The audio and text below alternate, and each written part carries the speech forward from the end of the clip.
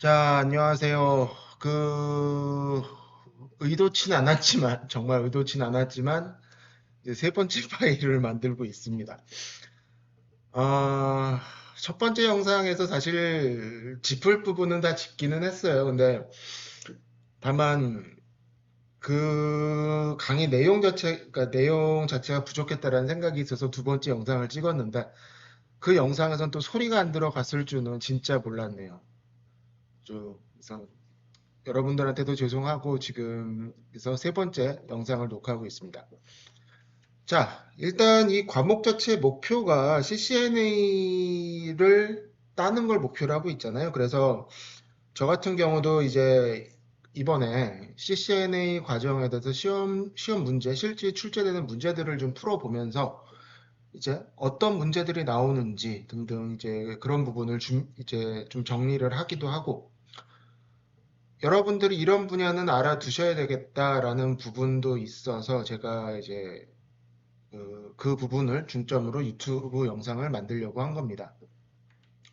일단 내용을 여러분이 이제 CCNA 시험을 이제 친다라고 가정을 하면은 일단 기본적으로 저는 이제 꽤 생각보다 비싼 30만 원짜리 유료 시험이죠. 그러다 보니까 가능한 한 방에 붙으셔야 되고요. 그러다 보니까 어떤 식으로 보통 공부 방법을 추천을 하느냐?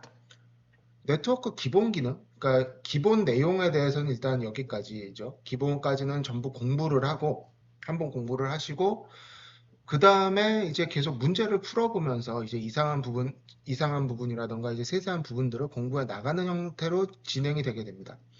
그 대표적인 파트가 요거, 이제 시스코 명령어 사용에 대해서도 생각보다 많이 물어봐요. 근데 되게 여기서 이제 좀 웃긴 게 아니라 이제 아마 그 시스코 쪽에서도 적당히 이제 간을 보면서 문제를 내긴 하는데 아주 진지하게 세팅하라거나 등등을 물어보는 게 아니라 얘, 얘가 얘가 자기네 라우터나 스위치를 사용할 수 있는가를 보통 중점으로 봅니다. 그래서 아주 특정 상황을 주고 이거 세팅하시고 어떻게 하세요라고 나오는 것보다는 이런 상황인데 어떻게 세팅할 거야 내지는 이 상황에서 네가 이거 해석 어떻게 할 거야 라는 식으로 문제가 보통 나옵니다. 그러다 보니까 이거는 이제 실질적으로 그 기출 문제들 보시면서 이제 그 부분에 중점을 맞춰서 따라해 보시면 될 것 같고, 그 다음에 이제 요 앞부분. 솔직히 네트워크 수업이 지금 두 번째인지 세 번째인지 제가 정확하게는 알 수가 없고 아마 두 번째실 텐데, 교수들이 맨날 하는 얘기가 시작은 맨날 요거로 하고, 그 중에서 각각의 파트별로 따지고 들어가서 이제 교수들이 진지한 수업을 하게 됩니다. 그런데 그 얘기는 뭐냐? 교수들이 여기서 이제 각각의 7개 계층이든 4개 계층이든 해서 이야기를 하는 거는 결과적으로 요 7개 계층을 설명하기 위한 거라고 생각을 하시면 돼요. 자, 그러고 보니까 어떻게 하셔야 되느냐? 일단 이 OSI 7 레이어는 자기가 어디에 뭐가 있고, 무슨 데이터를 사용하고를 전부 기억하고 계셔야 됩니다. 사실 요거만 거의 다 하셨다 그러면은 아래쪽 내용들은 요거 할 때 무슨 문제가 있을 수 있으니까 어떻게 해결한다. 요거 같은 경우 어떤 상황이 되니까 어떤 식으로 해결한다 라는 내용에 거의 한정된다라고 보시면 됩니다. 그래서 네트워크 하신다라고 얘기했을 때 이 부분 같은 경우는 그냥 달달달달 외워 놓으셔야 됩니다. 그리고 CCNA 시험 파트에서 되게 이제 좀 이제 기출문제 같은 걸 보면 어떤 식으로 물어보느냐. OSI 7 레이어가 있는데 여기에서는 무슨 프로토콜이 사용됩니까? 왜 사용합니까? 그거랑 그리고 여기서 사용하지 않는 내용이 뭡니까? 같은 레이어 자체에 대한 문제를 생각보다 되게 많이 물어봐요. 그러니까 이제 그 부분, 이런 부분들 다 이제 공부를 해두시고 이제 그 다음에 패킷 전달을 할 때, 그러니까 예를 들어 리피터라고 불렀었죠. 리피터가 어떻게 사용되는 건지, 스위치가 어떻게 들어가는 건지, 라우터가 어떻게 돌아가는 건지에 대한 내용을 보시면 되고 각각의 여기 아래 계층 같은 경우 1계층, 2계층, 3계층 이야기죠. 4계층은 TCP IP는 아마도 다음 학기에 할 거고요. 그러면 무슨 일을 해야 되느냐? 각각의 파트에서 무슨 일이 벌어지고 조심할 게 뭐고 문제가 어떻게 벌어집니다를 알아두시면 됩니다. 그래서 시험 문제 같은 경우에서도 어떻게 나오느냐? 예를 들어 이렇게 나온다고 생각하시면 돼요. 자, 물리 계층 자, 우리가 컴퓨터에서 무선 랜을 사용해서 외부랑 접속하고자 한다. 이때 채널 설정을 어떻게 잡아줄 것인가, 또는 충돌이 발생하고 있을 때 그것을 어떻게 해결할 것인가, 또는 링크 계층이면 뭘 물어보겠어요? 그룹들이 있고 각각의 스위치에 물린 그룹이 있고 스위치들에 대해서 서로 간에 통신을 하고 싶을 때 세팅을 어떻게 잡아줘야 되는가 등등에 대해서 물어보는 경우가 많습니다. 라우팅 같은 경우 솔직히 요거는 물어볼 게 딱 거의 정해져 있다시피 해요. 일단 두 가지입니다. IP 같은 경우 물어보는 거, 주소 클래스 어떻게 세팅하느냐, 딱 그거 하나. 물론 그걸 하려면 그게 필요하긴 하죠. 예를 들어 뭐 C 클래스에서 뭐 6명짜리 서브넷을 만들고자 한다. 그러면은 서브넷 아이디로 서브넷 마스크를 얼마 잡아야 되는가 등등. 이런 식으로 이제 말 그대로 서브넷 마스크 어떻게 할 거냐, 주소 어떻게 할 거냐, 그리고 그 다음에 뭐가 들어가요? 라우팅 얘기가 나오는 거죠. 그리고 라우팅 같은 경우에 정말 이제 저로서는 이게 왜 중요한가라고 생각을 하는 기출 문제였는데, 라우팅 같은 경우 크게 두 가지가 있죠. 링크 거리 기준으로 하는 게 있었고, 링크 상태 기준으로 하는 게 있었는데, 어땠어요?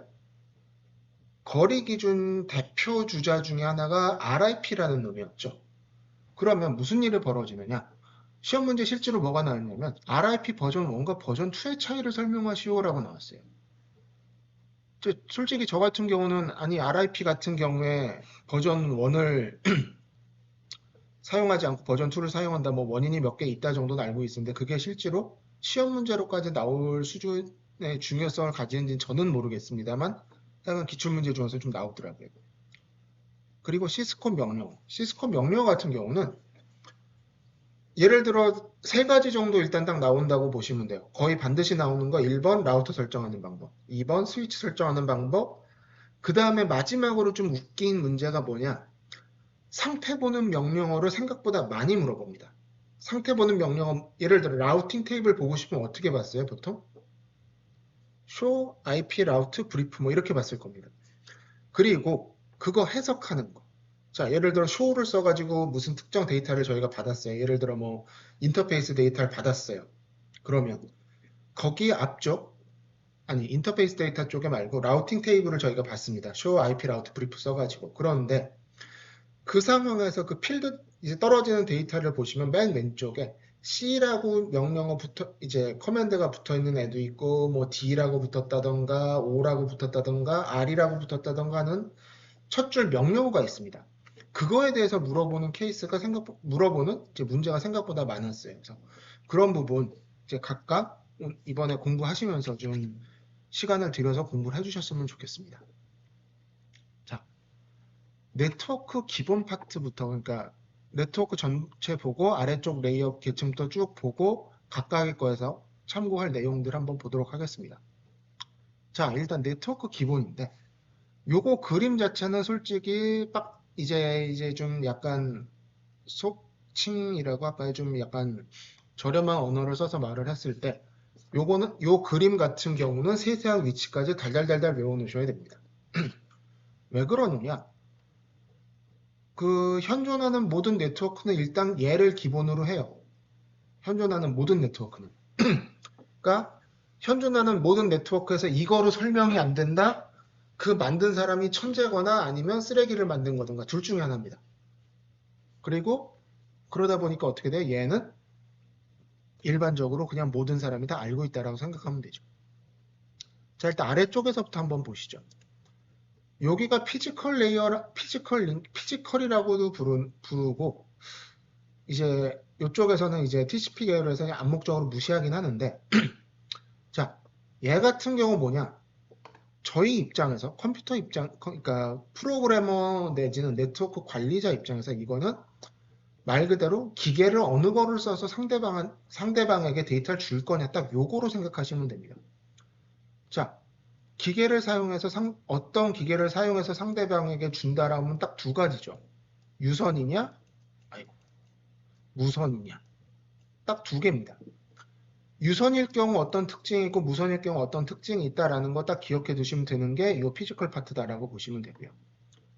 데이터 링크 같은 경우는 뭐냐? 자, 딱 그거 생각하시면 돼요. 내비 생각하시면 요건 생각보다 이해가 쉽습니다. 자, 피지컬 같은 경우는 뭐를 타고 갈 거냐라고 생각하시면 돼요. 자동차를 타고 갈 거냐, 버스를 타고 갈 거냐, 그러니까 뭐 버스를 타고 갈 거냐, 예를 들어 아니면 오토바이를 타고 갈 거냐, 비행기 타고 갈 거냐, 이런 내용이 요 피지컬 파트입니다. 자, 저희가 자동차를 몰고 직접 운전해서 여기서 서울에서 뭐 학교까지 가요. 그러면 데이터 링크 계층이 해주는 거는 뭐냐? 눈앞에 있는 저 갈림길에서 왼쪽으로 갈까, 오른쪽으로 갈까를 정해주는 거예요.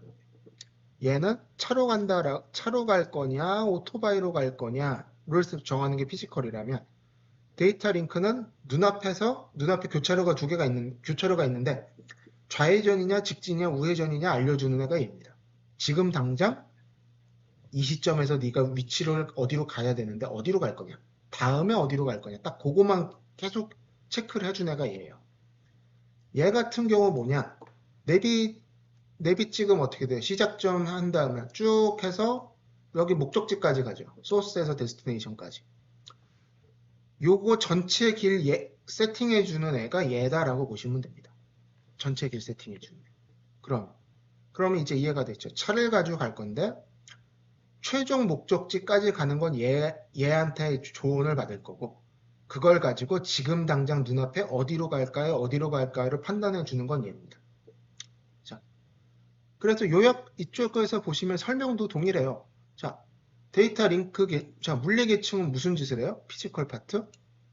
말 그대로 전송 매체가 뭐냐? 전송 매체에 따라서 뭔가 저희가 손을 볼 게 있긴 하니까요. 어떻게 갈 거냐를 얘기해 주는 거고요. 데이터 링크 계층이라고도 하고 링크 계층이라고도 하고 섞어서 사용합니다. 얘는 뭐냐? 물리 계층에 대해서 오류 제어도 하는데 플러스 제일 중요한 거 뭐냐? 다음 위치로는 어떻게 갈 거냐를 얘가 정해줘요. 지금 사거리에서 우리는 부산을 가야 되는데 이 사거리에서 지금 좌회전입니까? 우회전입니까? 직진입니까? 딱 그거 해주는 게 얘입니다. 그 다음에 네트워크 계층, 여기죠. 요거는 송신 보낸 사람부터 받은 사람까지 문제 없이 보내는 거를, 즉 여기 있는 대로 올바른 경로를 선택할 수 있도록 올바른 경로 이쪽으로 가십시오라고 얘기해 주는 거라고 보시면 돼요. 여기 트랜스포트 레이어라고 있는데 얘는 사실 지금 저희가 이번 수업 파트에서 크게 다루지 않은 부분이긴 합니다. 왜 그러느냐? 여기 같은 경우는 여기 아래쪽은 상대방의 목적지까지 어떻게 보낼까요를 포인트로 맞춘 겁니다. 그러면 예를 들어 제가 지금 이 유튜브 영상을 해서 지금 유튜브 서버에 영상을 올렸잖아요. 그럼 그리고 여러분이 그걸 볼 텐데 그럼 어떤 일이 벌어지느냐? 저는 제가 제 컴퓨터에서 유튜브 서버까지 보내는 거는 얘네가 처리를 합니다. 통신적인 파트는. 받아서 그거를 받은 유튜브 서버가 어떻게 처리할지 담당하는 애가 요만큼이에요. 그러다 보니까 요거는 저희가 실질적으로 수업에서 요 파트를 다루기가 조금 힘듭니다. 왜냐? 상대방에게 도착을 이미 했거든요. 그거를 받은 데이터를 어떻게 해석할 거냐, 어떻게 효율적으로 쓸 거냐, 딱 거기가 여기 파트가 되고요. 실질적으로 상대방 목적지까지 도달하는 건 딱 여기 세 파트로 생각을 하시면 됩니다. 자, 그럼 이제 또 알아둘 게 뭐가 있느냐? 자, 이제 한번 생각해 보시죠. 얘는 물리 파트니까 저희가 일단 암묵적으로 거의 넘어갔네라고 얘기를 했고요. 얘는 다음 주소까지 가는 데는 뭐로 선택을 해요? 얘가 사용하는 주소 체계가 있잖아요. 맥주소라는 놈을 쓰죠. 아이고, 제가 오늘 펜을 놓고 왔어요. MAC, 맥주소, 맥 어드레스라는 놈을 쓰죠. 미디엄 억세스 컨트롤이었을 겁니다. 그게 중요한 게 아니라 하여간 맥이라는 주소를 쓰는데, 자, 얘가 아는 건 뭐야? 다음 주소죠. 다음 칸까지 어떻게 가면 되는지를 요 맥 주소라는 놈을 통해서 쓰고요. 얘는 IP라는 주소 체계를 쓰죠. 근데 문제는 IP랑 맥이랑 독립적인 놈이죠. 서로 뭐 연관이 없습니다. 전에도 말씀을 드렸던 것 같은데 맥 주소 같은 경우는 되게 짧은 주소입니다. 생각보다. 그다음에 그때도 말씀드렸겠지만 뭐 아시아용 부품 뭐 이렇게 해서 전 세계로 권역별로 나눠버린 다음에 뭐 아시아용 부품에는 아시아용 주소 중에 몇 번, 맥주소 몇 번, 뭐 이런 식으로 서로 구분을 해요. 지금 무슨 얘기냐? 얘는 재수 없으면 같은 주소가 여러 개 있을 수 있습니다. 근데 얘는 어때요? 그 순간 그 IP를 쓰고 있는 놈은 걔 하나밖에 없죠. 그러다 보니까 맥이랑 IP 주소랑 서로 완전히 다른 놈을 서로 요거 가지고 잘 구분해서 써봅시다라는 게 필요하죠. 맥 주소를 가지고 IP를 알아내야 될 필요도 있고요. IP 주소만 있을 때 맥 주소를 추출해내는 것도 필요합니다. 자, 저희가 기본적으로 IP 같은 경우 IP 버전 4를 사용하는데 IP 버전 4 같은 경우는 얘랑은 거의 완전히 독립적인 애라고 보시면 돼요. 버전 6 같은 경우는 야, 어차피 맥 주소 쓰는데 맥 주소를 가지고 주소 체계에다 집어넣으면 좀 더 효율적이지 않을까라는 식으로 연구를 한 파트가 있습니다. 근데 현실적으로 지금 IP 버전 4에서는 두 개는 완전히 독립된 놈이에요. 그러다 보니까 IP를 가지고 내가 가려고 하는 IP로 가려면 어디로 가야 되는지 맥 주소를 추출해낼 필요도 있고요. 내가 맥 주소만 있는데 IP 주소가 필요할 때도 있겠죠. 이런 식으로 IP 주소랑 맥 주소를 가지고 사용하기 위해서 뭐가 나왔냐? RARP, ARP. 여기 지금 RARP가 빠졌는데 ARP의 반대말입니다. 요거 두 개를 오락가락하기 위해서 ARP, RARP라는 놈이 있고 그러다 보니까 얘는 요거 ARP랑 RARP는 어때요?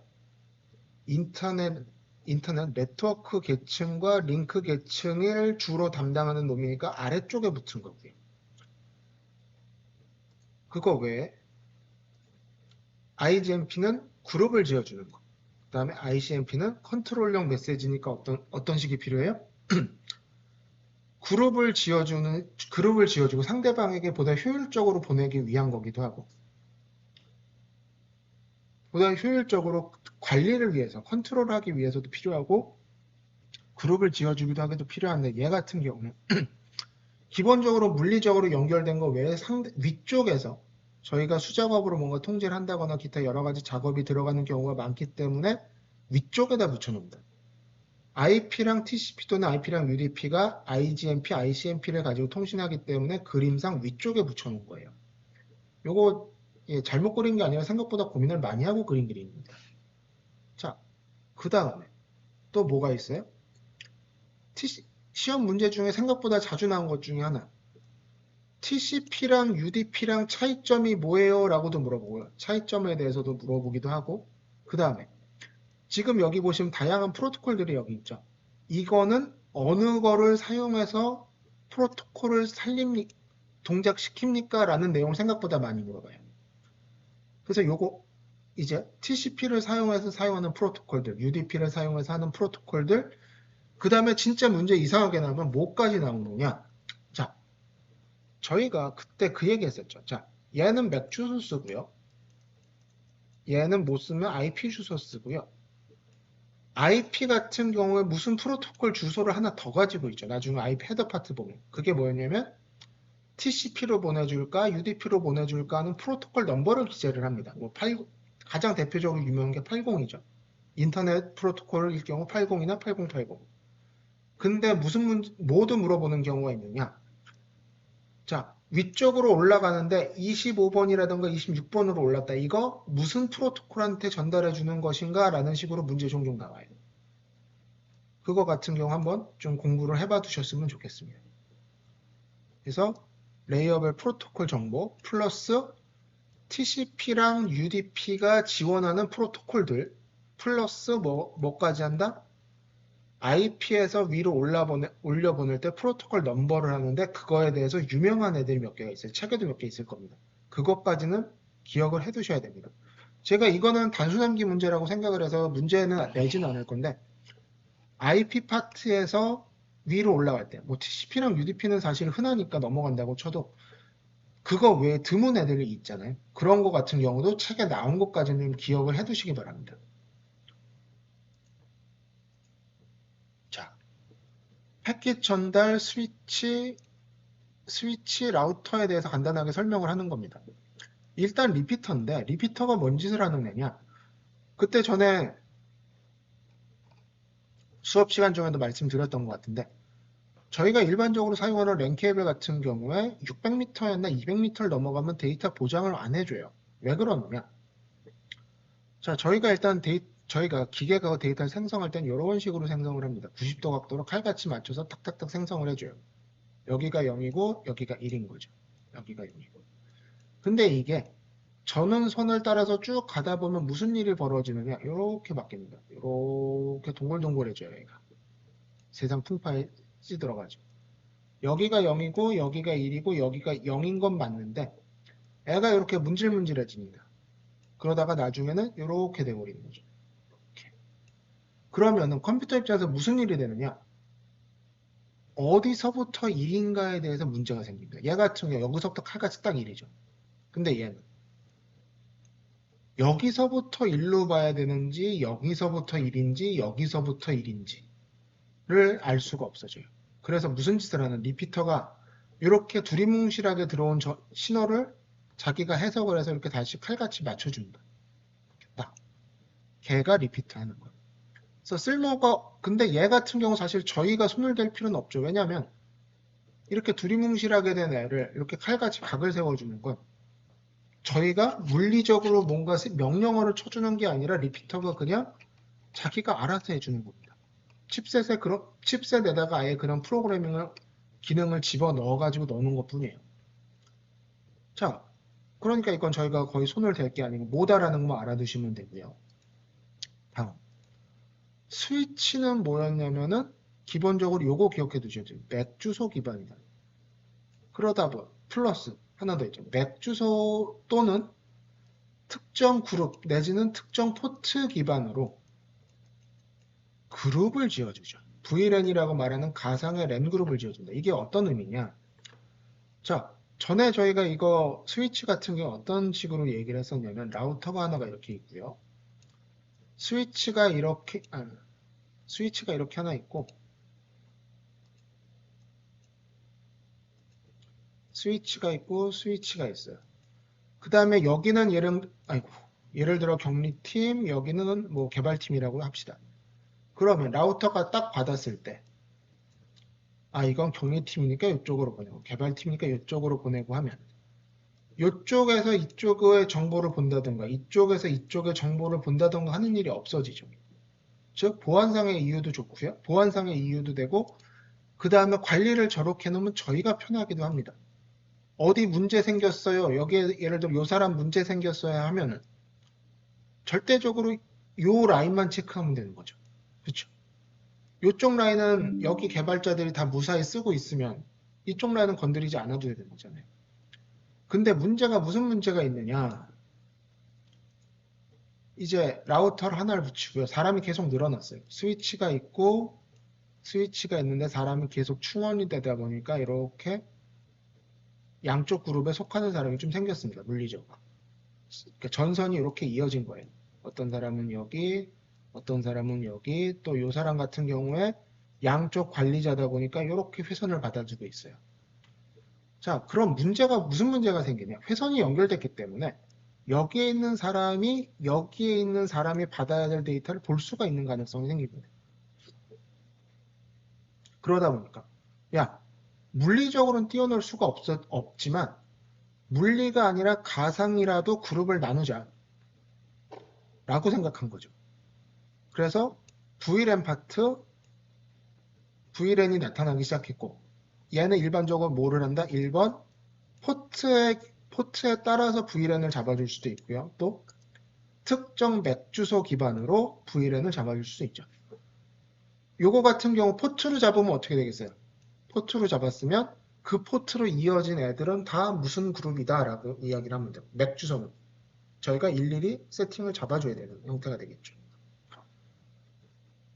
자, 라우터 같은 경우 뭐로 생각하시면 되느냐? 무조건 최종 목적지까지 가는 거.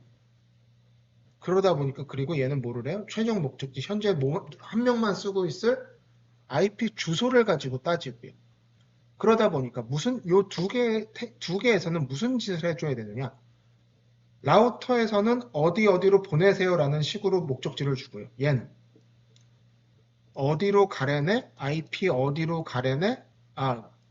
그쪽으로 가려면 뭐가 있어야 된다? 어느 포트로 나가거나 아니면 포트로 나가거나 아니면 맥 주소 세트로 나가면 된다. 목적지 이쪽으로 보내면 된다라는 게 있고요. 거기에 다이렉트 직접 연결되어 있느냐 아니면 건너가느냐라는 식으로 추가적인 옵션이 붙는 그런 형태가 돼요. 얘 같은 경우 어떻게 돼요? 우리의 목적지가 어디니까 다음에는 무슨 포트로 내보내라. 포트 내지는 IP 주소로 보내라. 여기서 이제 예를 들어 목적지 주소 이렇게 있는 거예요. 자, 그리고 얘는 물론 이제 기능은 이렇게 생각하시면 돼요. 스위치는 리피터 기능도 기본적으로 포함을 하고요. 왜냐하면 얘가 데이터를 받아서 해석해서 다시 보내는 형태가 될 수 있기 때문에 얘는 기본적으로 리피터 기능이 있고요. 라우터는 기본적으로 스위치 기능이 있습니다. 그래서 여기 같은 경우 뭐가 있다? 그거 외에 맥 주소도 있다라고 보시면 돼요. 왜? 라우터에 직접 붙어 있는 애가 있을 수도 있고요. 첫 번째. 두 번째, 여기 같은 경우에 라우터는 인터페이스에 반드시 IP가 들어갔죠. 근데 얘는 어땠어요? 반드시 붙진 않았죠. 제어를 위해서 필요하면 할당할 수 있다 였잖아요. 그러다 보니까 기본적으로 관계가 이렇게. 스위치는 리피터를 포함하고 라우터는 스위치를 포함한다. 라고 보시면 됩니다. 자, 여기가 지금 맥 주소니까 뭐였어요? 링크 레이어 2계층이었죠. 그래서 2계층 스위치다. 정확하게는 2계층 스위치인데 2계층이라는 말은 암묵적으로 빼고요.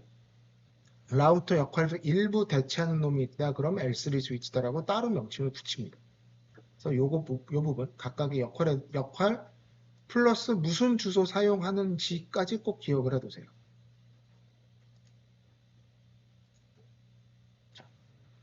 물리 영역 파트입니다. 이제 각각의 파트에 대해서 하나 뭔가 막았겠나 봅니다.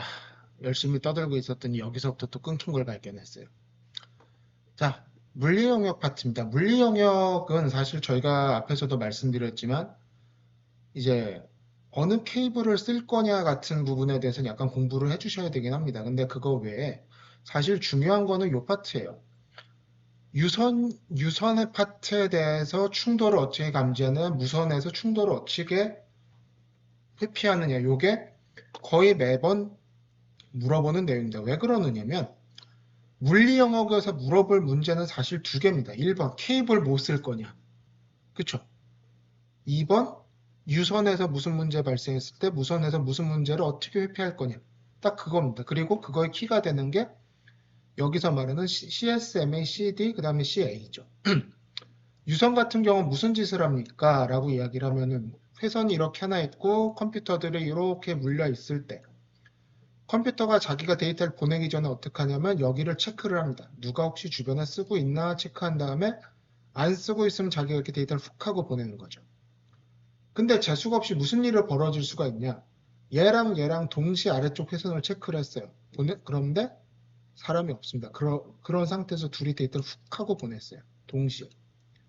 그럼 무슨 일이 벌어지느냐? 기본적으로 여기 있는 전선 같은 경우 기본적으로 뭐 광속이나 아니면 그 속도에 준하게 퍼져 나가겠죠. 그러면 이쪽에서 데이터를 던지는 순간 이쪽에서 데이터를 던지는 순간 순간적으로 어떻게 파형이 튀냐면 정상 파형이 이렇게 있다고 했을 때 갑자기 이렇게 10V 단위로 이렇게 팍 튀어버립니다. 그러니까 0에서부터 5V를 기준으로 0과 1을 나누는데 순간적으로 0에서부터 10V짜리 파형이 발생해 버려요. 그러면 얘네가 어떻게 판단하나?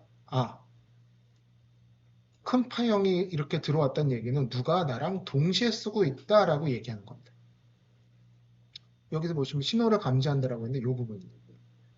정상 파형보다 크게 튀는 파형이 있다 그러면 충돌 났구나라고 간주를 해버려요. 자, 충돌이 나면 어떻게 되겠어요? 이걸 두 명이 보내는 게 동시에 섞인 거잖아요. 그럼 섞인 거를 그거는 그대로 쓸 수 없으니까 통째 폐기를 할 필요가 있어지고요. 그 시점에서 어떻게 된다? 일단 프레임 전송을 멈춥니다. 그리고 나서 특정 시간 후에 다시 체크를 해요. 랜덤 시간 후에. 자, 이건 유선 같은 경우 무슨 짓을 했느냐. 얘랑 얘랑 유선으로 연결되어 있으니까 튀는 거를 이쪽에서 바로 알아볼 수가 있는 거죠. 그래서 튀었다, 충돌했다 하면은 일단 충돌을 멈추는 겁니다. 그래서 컬리전, 충돌이 발생한 거를 탐지했다. 이렇게 크게 튄 걸 탐지했다라는 식으로 해서 CD라고 부르고요. 무선 같은 경우 무슨 짓을 하느냐? 무선 같은 경우 문제가 생각보다 되게 문제가 많습니다. 문제가 일단 뭐가 있느냐? 여기가 전파를 수신하는 안테나라고 칩시다. 여기 A라는 애가 있고요. 여기 B라는 애가 있고요. 여기에 C라는 애가 있다라고 칩시다. 자, 일단 A, B만 얘기를 해볼게요. 자, 얘랑 통신을 하고 싶어요. 근데 무슨 일이 벌어지냐면 얘 같은 경우 무선으로 통신을 해버리죠. 뽕뽕뽕 하고 이렇게 가잖아요. 문제는 얘랑 신호를 보낸다면은 이쪽에서는 무슨 일이 벌어지느냐?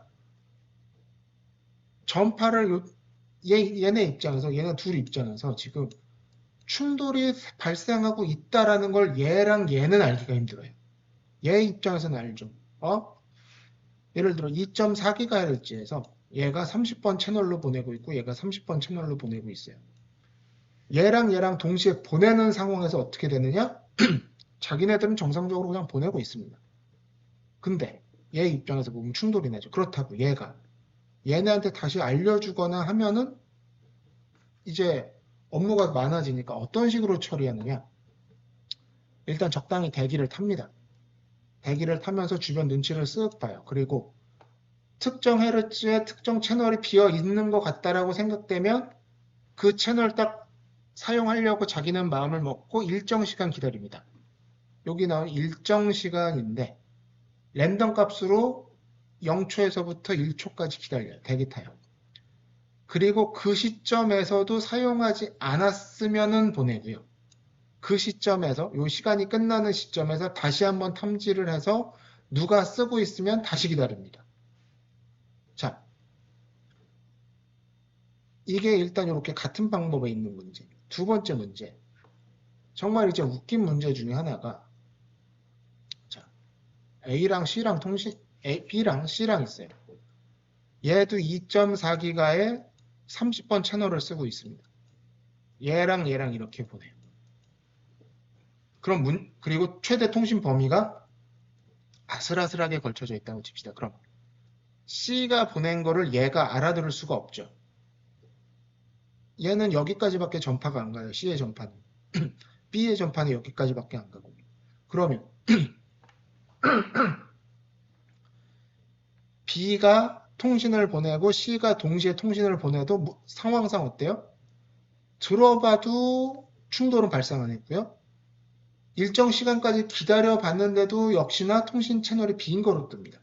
그래서 이런 거 같은 경우에도 별도로 해결하기 위한 절차가 따로 있기도 하고요. 그건 나중에 한번 이제 다음 학기나 그때 공부하시면서 조사를 해보시면 될 것 같습니다. 그래서 얘 같은 경우 어떻게 되느냐? 무선이다 보니까 충돌을 탐지할 방법이 없어서 디텍트를 하는 게 아니라 어보이던스, 회피를 한다라고 이야기를 합니다. 그래서 요거랑 요 앞에 요거랑 두 개는 꼭 기억을 해두시기 바래요. 자, 링크 계층 스위치 파트인데 여기서 중요한 거는 스위치는 뭐를 쓰느냐, 무슨 주소를 쓰느냐, AP 주소를 씁니다. 아니, 맥 주소를 쓰죠, 무조건. 자, 맥 주소를 사용해서 상대방 목적지에게 맥 주소를 사용해서 보내는 겁니다. 그 다음에 그러다 보니까 얘한테는 사실 어때요? 자기는 맥 주소만 가지고 있으면 되다 보니까 IP 주소가 필요가 없습니다. 원칙상으로. 근데 무슨 일이 벌어지느냐? 스위치에 접속하기 위해서 스위치에다가 IP 하나를 이렇게 할당을 해줘야 됩니다. 왜 그러느냐? 이거 안 하면 어떻게 돼요? 저희가 스위치 접속할 때 일일이 케이블 끌고 컴퓨터 들고 노트북 들고 거기까지 가야죠. 그걸 막기 위해서 IP 주소를 꼭 하나씩 할당을 해주게 되고요. 두 번째로 가상랜. 매우 중요한 그 스위치 파트에서 거의 제일 중요한 파트입니다. 가상랜 설정을 하게 되죠. 가상랜이 뭐였는지 앞에서 저희가 얘기를 했으니까 그건 스킵하고 중요한 거는 일단 기본적으로 모든 건 가상란 1번 할당이 되고 두 번째 플러스 뭐가 있다? 가상란 번호 할당이 된 애들을 할당이 된 애들끼리만 통신을 한다라는 얘기죠. 문제가 뭐가 벌어지느냐? 스위치가 이렇게 있다고 했는데 여기에 예를 들어 VLAN 1번, VLAN 2번이 통신을 해요. 그 다음에 여기에도 스위치에도 VLAN 1번과 VLAN 2번이 있습니다. 그럼 문제가 뭐가 되느냐? 1번은 1번끼리만 통신을 해야 되다 보니까 1번 선을 깔아줘야 되고요. 2번은 2번끼리만 통신하니까 2번 선을 깔아줘야 됩니다. 그쵸? 근데 이게 당장 두 개면은 뭐 어떻게 할 수 있다고 치는데 3개, 5개, 5개, 10개 넘어가기 시작하면 어떻게 돼요? 10개도 넘어갈 수 있죠. VLAN 개수가 1000개까지 할당해 줄 수 있었잖아요. 그러다 보니까 무슨 일이 벌어진다? 야, 이거 회선 수십 가닥을 까느니 뭘 하자? 트렁크라는 개념을 도입하자라고 얘기해요. 뭐냐? 자, 회선을 하나, 여기 같은 경우 이렇게 하지 말고 VLAN들이면 사용할 수 있는 공용 회선 하나를 깔자라고 얘기를 한 겁니다. 그래서 얘 같은 경우 VLAN 라벨이 붙어 있는 애라면 1번도 지나가고 2번도 지나가는 그런 라인을 하나 만들자라고 한 게 트렁크 라인입니다. 요건 꼭 기억해 두시고요. 자, 지질이 자주 나오는 IP 헤더 파트입니다. 사실 요거 잘 보시면 요거 3개는 거의 고정이에요. 버전 정보 포올 거고요. 헤더 길이 요거 사실상 암묵적으로 20바이트로 고정입니다. 그 다음에 서비스 유형 같은 경우 기본적으로 뭐다라고 보면 되냐면 IP는 어떻게 보내요? 최대한 열심히 보내기만 할 거다. 최적의 성능으로 보내기만 할 거다라고 얘기를 하다 보니까 얘도 사실상 고정입니다. 요거는 좀 바뀌겠죠. 데이터 길이니까. 길이는 바뀌는 거고. 요거 3개가 하나의 패키지입니다. 보면은 여기 보시면 여기 보시면 식별, 플래그, 단편 오프셋 이렇게 한 줄로 딱 돼 있죠. 한 줄로 된 이유가 뭐냐? 요거 3개가 결국 한 덩어리라는 얘기예요.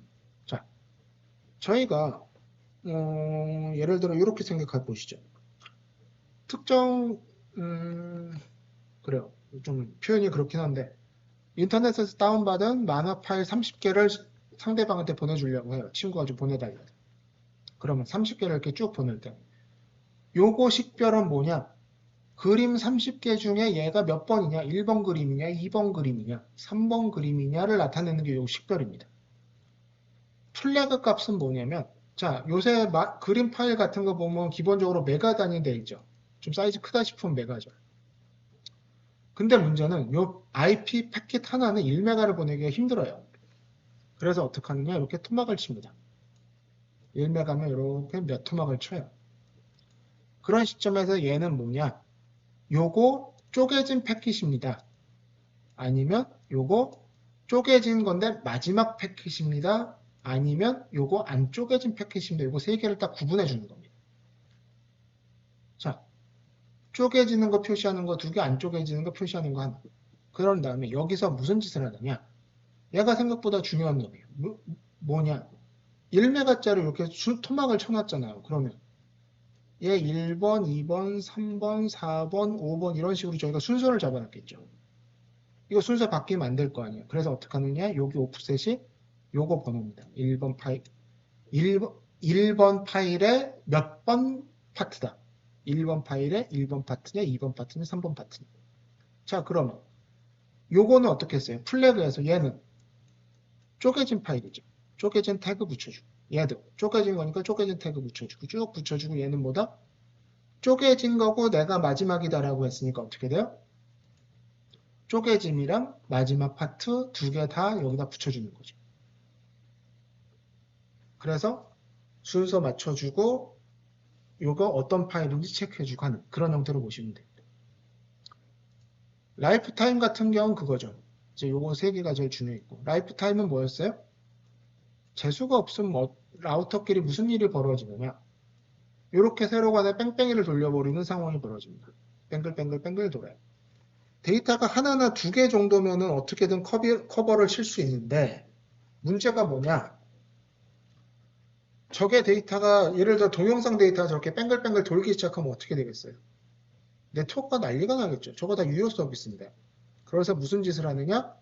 몇 번 이상 라우터를 건너면 강제로 폐기해라라는 식으로 합니다. 요거 같은 경우 생각보다 이제 서비스에 영향을 많이 줍니다. 어디에 주냐면 저거를 작게 잡아 놓으면은 예를 들어 제가 미국에다 데이터를 보내고 싶은데 저 라우터 개수 충분히 안 보내면 무슨 일이 벌어지느냐? 가다가 하와이쯤에서 패킷을 그냥 버려버립니다. 실제로 종종 벌어지는 일이에요. 그 다음에 요거 프로토콜 파트는 위쪽에 누구한테 줄 거냐? 프로토콜에서 TCP한테 줄 거냐? ICMP냐? IGMP냐? UDP냐? 그거 누구한테 담당하는 프로토콜이 누구냐라는 그 부분이라고 보시면 되겠습니다.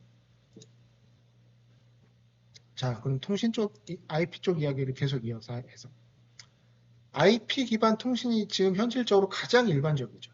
그럼 얘는 옵션이 두 가지죠. 일단 기본적으로 클래스를 만족하는 데이터 타입이 있을 수가 있고요. 클래스를 만족하지 않는 애가 있을 수가 있습니다.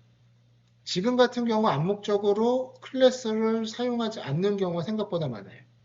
192.168.0.1도 사실상 어때요? C 클래스에 속하기는 하는데 공용으로 해서 사설 IP를 사용해서 많이 쓰고 있죠. 그래서 엄밀하게 말하면 이게 클래스에 만족하느냐는 솔직히 잘 모르는 상황인 거죠. 자, 그러면 이제 여기서 보실 게 두 가지가 있습니다. 첫 번째 서브넷 마스크, 두 번째 네트워크 아이디, 브로드캐스트 아이디 두 개. 등급이 같은 얘기인데 좀 빠졌네요. 자, 네트워크 아이디는 뭐냐? 제가 왜 필요하느냐? 자, 이렇게 생각해 봅시다. 여기가 서울이 제 집이고요. 그거를 담당해주는 라우터가 이렇게 하나가 있습니다. 이렇게.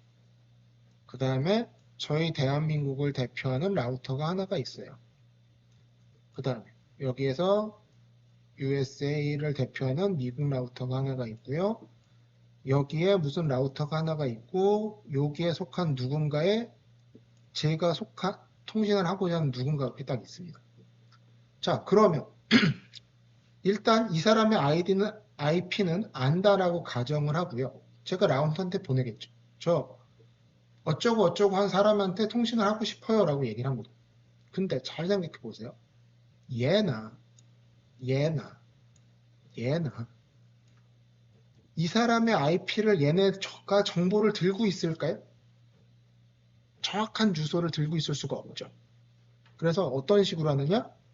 앞에부터 뒤져봅니다. 딱 받았을 때, 미국에 있는 누구랑 통신을 하고 싶다고? 라고 라우터가 판단하는 거예요. 그러면 미국으로 갈 때 한국을 대표하는 라우터를 거쳐서 가야 되잖아요. 그럼 얘가 한국을 대표하는 애한테 앞에 자리만 보고 그냥 전달을 해주는 겁니다. 저기 이거 자세하게 누군지는 모르겠는데 미국에는 누구랍니다. 미국으로 나갈 때 당신을 거쳐서 나가야 되는 거로 알고 있습니다. 그러니까 당신이 처리해 주세요라고 얘가 얘한테 넘겨줘요. 네트워크 아이디를 기반으로. 그럼 얘도 당연히 얘가 어딘지 모르죠. 다만 아는 건 이거 미국이구나 까지만 아는 겁니다. 그럼 그 시점에서 얘는 자세한 건 모르겠는데 이거 네트워크 아이디상 네 소속이야 라고 말하면서 미국한테 이렇게 보냅니다. 그럼 얘는 몇 가지 쭉 보는 거죠. 이거 우리 거 맞네? 그 다음에 체크를 하는 거죠. 그놈의 최종 목적지까지 가는데 요만큼을 더 붙여서 해석을 해보면 이놈이야 라고 얘기하는 겁니다. 그래서 얘 같은 경우 야 여기까지 보니까 이거 네 거다 하면서 얘한테 이렇게 휙 던져줘요. 그럼 얘는 자기에 속하는 요 라우터는 요 지역을 대표하는 라우터는 여기에 있는 애들은 다 알고 있죠. 그럼 얘는 그 중에 어느 놈이군 하면서 이렇게 보내주는 겁니다. 요거를 계속 반복을 한다라고 생각을 하시면 돼요. 자, 그러다 보니까 얘가 뭐가 필요하느냐? 반드시 아이디 클래스나 그룹을 설정할 때 아이디가 반드시 필요해지죠. 네트워크 아이디라는 놈이 반드시 필요해지죠. 그 다음에 거기에 속하는 누구냐를 판단하기 위해서 호스트 아이디라는 파트가 붙게 됩니다. 자, 서브넷 마스크는 뭐였어요? 이렇게 네트워크 아이디 있고 호스트가 있는데 요거를 저희가 더 잘게 잘라서 쓰고 싶어요. 우리 회사가 이렇게 있는데 A팀, B팀, C팀이 있어요. 요거 다 다르게 쓰고 싶어요. 그때 어떻게 해요? 서브넷 마스크를 붙이는 거다라고 보시면 되죠. 자, 이렇게 서브넷을 구축하든 클래스를 구축하든 저희가 신경 쓸 게 뭐가 있다? 네트워크 아이디랑 브로드캐스트 아이디가 중요하다라고 하는 거죠. 얘네 둘은 일단 컴퓨터한테 할당하면 안 되죠. 안 됩니다. 그 다음에 뭔 짓을 해줘야 되느냐? 네트워크 아이디는 뭐냐면 자기가 속한 그룹, 자기가 속한 네트워크를 대표하는 아이디라고 보시면 되고요. 그래서 걔 같은 경우 뭐를 한다? 뒤를 전부 다 0으로 메꿔버리죠. 그 다음에 브로드캐스트 아이디. 요 네트워크 아이디에 속한 사람은 다 이 메시지를 들어주세요 라고 말하는 옵션이 요거 붙여서 보내는 거라고 보시면 됩니다. 그래서 요거 두 개 같은 경우 각각의 네트워크 아이디마다, 네트워크 그룹마다, 내지는 그룹마다 반드시 두 개씩 소모가 돼요. 그러다 보니까 그때 제가 시험 문제에 그런 거 있었죠. 6명의 사용자가 있는 서브넷을 구축하고 싶으면 몇 명의 아이디를 할당해 줘야 된다? 8명. 6명에다가 네트워크 아이디용 하나, 브로드캐스트용 하나 해서 8개가 필요하다. 그 내용 말씀드렸었죠. 자, 라우팅 프로토콜입니다. 이거는 사실 이제 세팅 같은 경우는 사실 특정 IP 포트로 나갈 때 뭐 설정해 준다라는 그런 내용이 그냥 대부분인데 뭔지를 알고 들어가시는 게 필요합니다. 왜냐면 그걸 종종 물어봐요.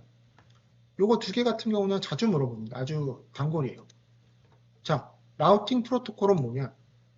라우터들끼리 서로가 가지고 있는 정보를 교환해서 최적의 경로를 찾아내는 것 플러스 네트워크 상태를 반영해서 갈 수 없는 길이면 그쪽으로 가지 말라라고 알려주기 위한 파트라고 보시면 됩니다.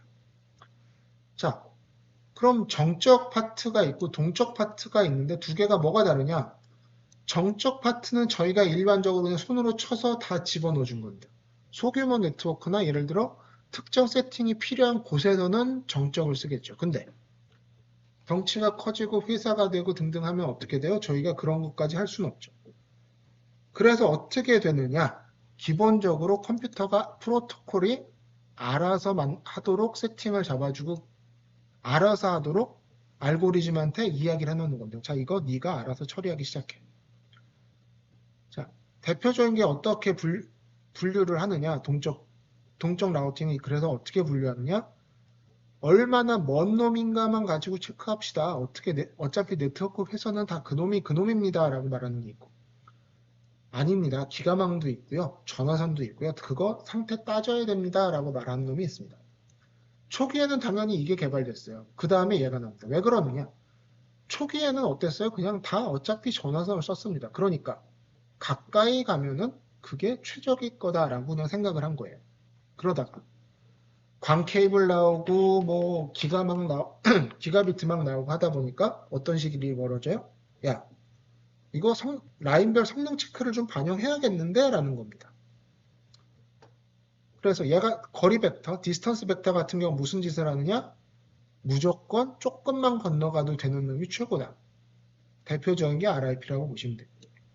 링크 상태를 봐야 된다라고 얘기하는 게 OSPF라는 놈이죠. 얘는 어떻게 했어요? 그때 그 PPT에 있었을 텐데 10기가망이면 가중치 1, 뭐 1기가망이면 가중치 1, 뭐 몇백 킬로바이트면 가중치 3, 뭐 128킬로바이트면 가중치 10, 뭐 이런 식으로 해서 자기가 몇 번 건너가느냐에다 요 수정치들을 감안을 해서 최종 결과를 계산을 하고 그게 가장 작은 곳으로 가는 거였죠.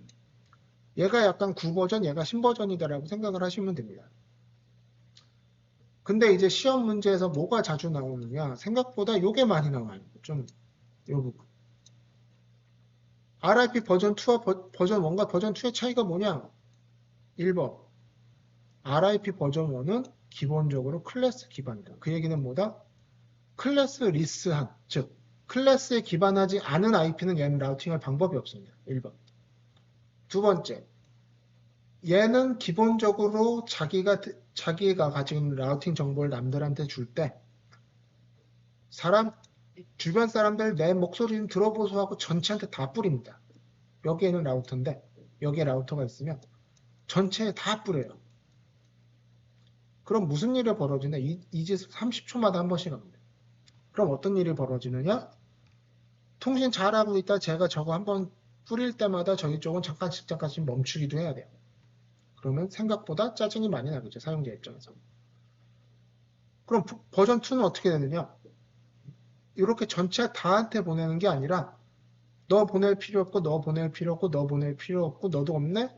너한테만 보내주면 되겠네? 라는 식으로 받아야 될 놈들만 그룹을 지어서 걔네한테만 보내주면 돼. 꽤 큰 차이죠.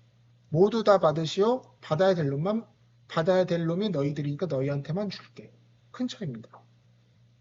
그 다음 특히나 버전 1 같은 경우에 최대 16개만 건너갈 수 있다라고 얘기를 하는 거예요. 그러다 보니까 무슨 일이 벌어지느냐?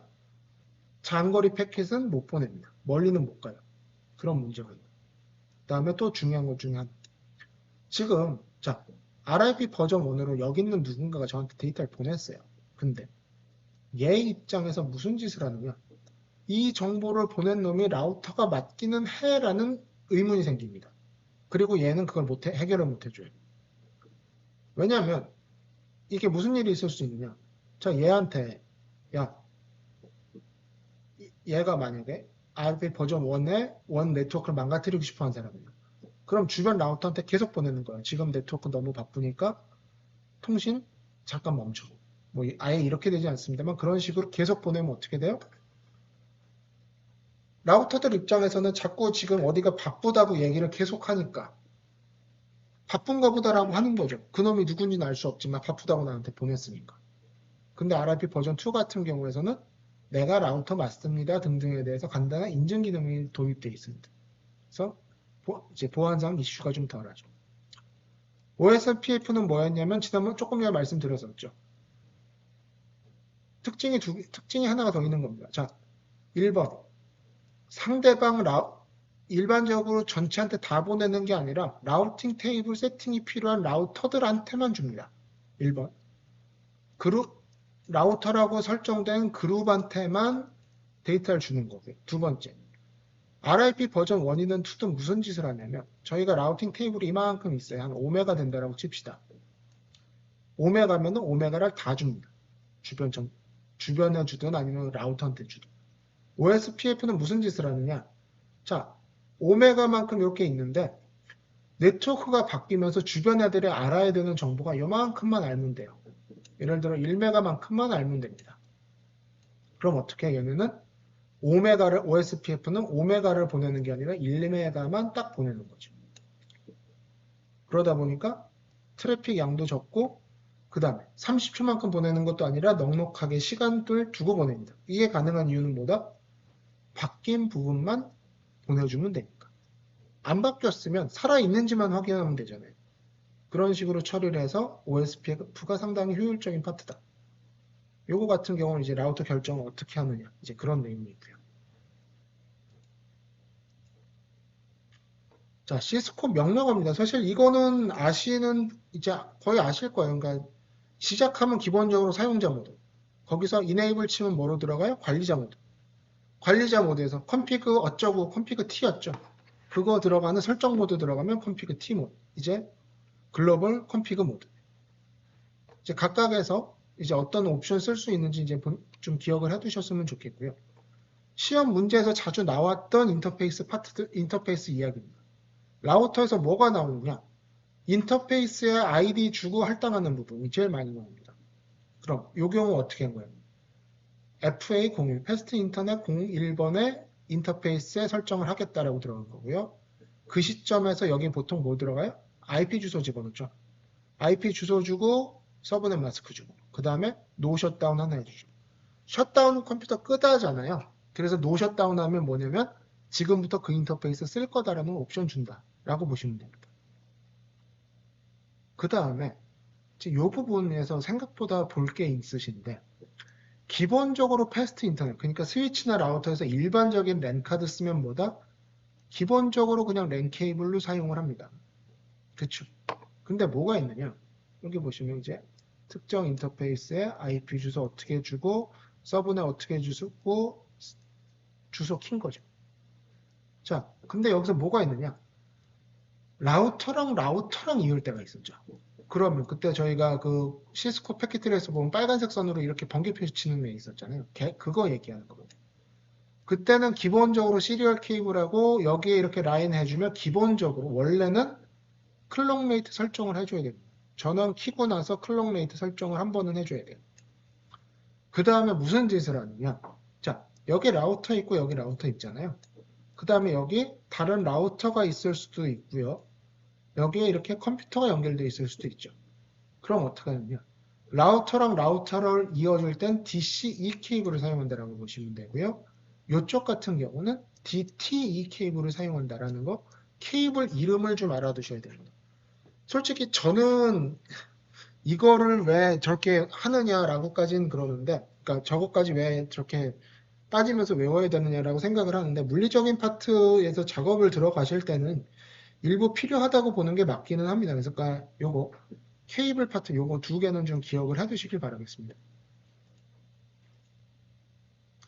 자, 스위치 세팅하는 부분 중에서 제일 중요한 거다 뭐 IP 세팅은 어땠어요? 사실 그냥 똑같았죠. 스위치에서도.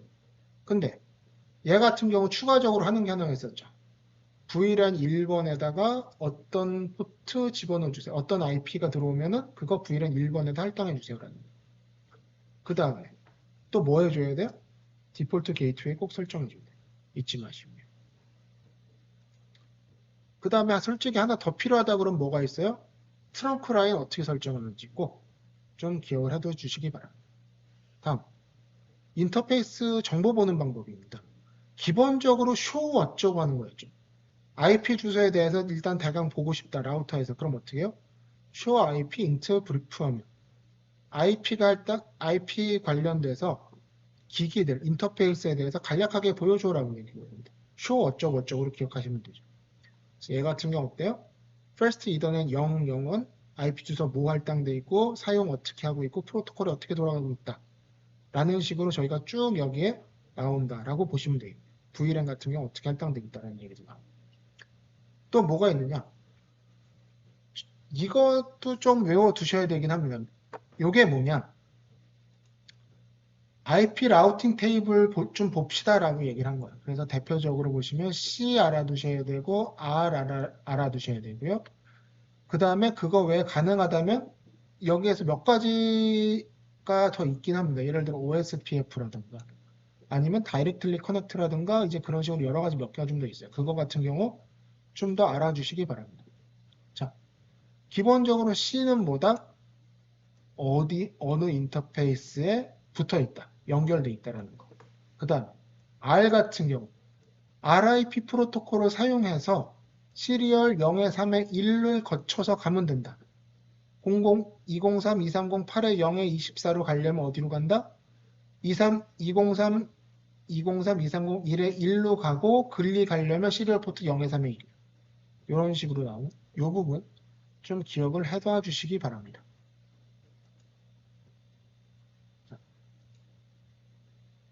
자, 진짜로 이 뭐라고 해야 되나, 이제 뭐 시쳇말로 억가라고 하죠. 이제 첫 번째 동영상은 제가 솔직히 부족했다라고 생각을 하고 그래서 두 번째 줄 올려놨는데 그게 또 동영상이 소리가 안 들어갔을 줄 몰랐고 이번에는 세 번째 동영상을 녹화를 하다가 중간에 끊겼는데 또 그거 모르고 하다 하여간 또 좀 끊겼었습니다.